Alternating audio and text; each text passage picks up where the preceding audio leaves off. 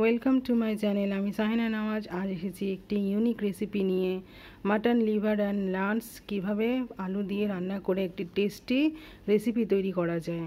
প্রথমে এগুলি ভালো করে ধুয়ে নেব। ধুয়ে নেওয়ার আগে জল দিয়ে ভিজিয়ে রাখলে ভালো হয়, তাহলে ভালোভাবে পরিষ্কার হয়ে যায়।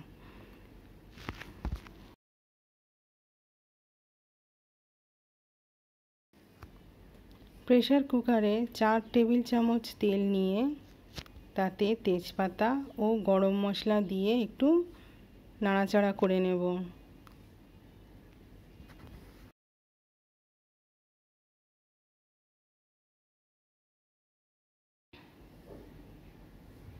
দুটি বড় সাইজের পেঁয়াজ নিয়ে ভালো করে ভেজে নেব।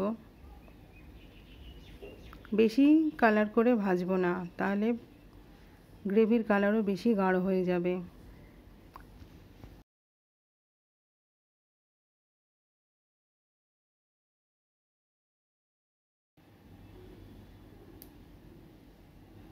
দেখুন পেঁয়াজটা হালকা ব্রাউন হয়ে গিয়েছে। এবার এতে দিয়ে দেবো 2 চামচ আদা রসুন বাটা।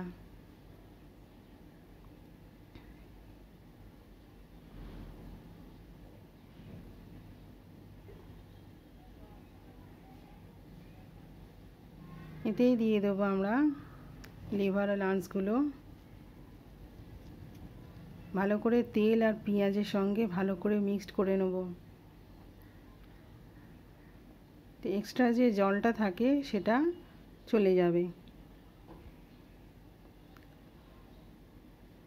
এবার দিয়ে দেব হলুদ, লঙ্কা, ধনে গুঁড়ো এবং স্বাদ মতো নুন।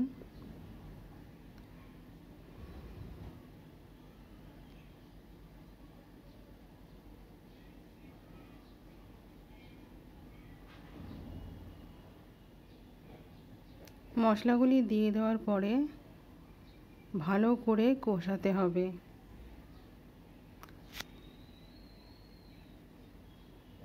যতক্ষণ না জলটা শুকিয়ে যায় আর তেলের ওপর উঠে যায় ততক্ষণ কষাতে থাকবো।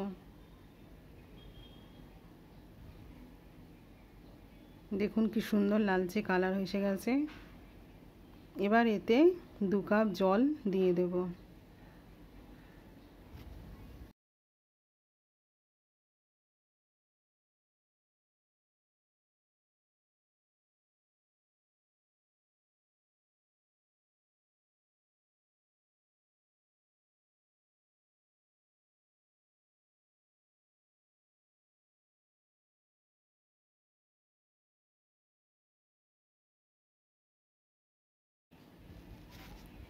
দশ মিনিটের মতো হাই ফ্লেমে কুক করব। এদিকে 2টো মিডিয়াম সাইজের আলু নিয়ে নেব, ভাজা ভাজা করে নেব।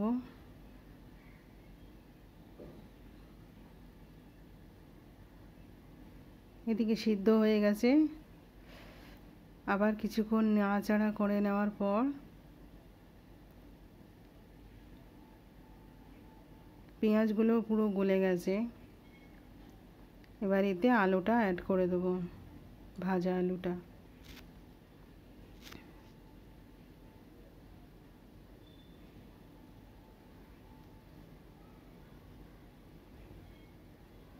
আলু যেহেতু ভাজা আর কুকারে সিটি দেওয়ার দরকার নেই, হালকা আঁচে 5 মিনিট মতো রান্না করলেই হবে। এবারে দেখুন পুরো তেলের উপর উঠে গেছে, লালচে লালচে কালার চলে এসেছে।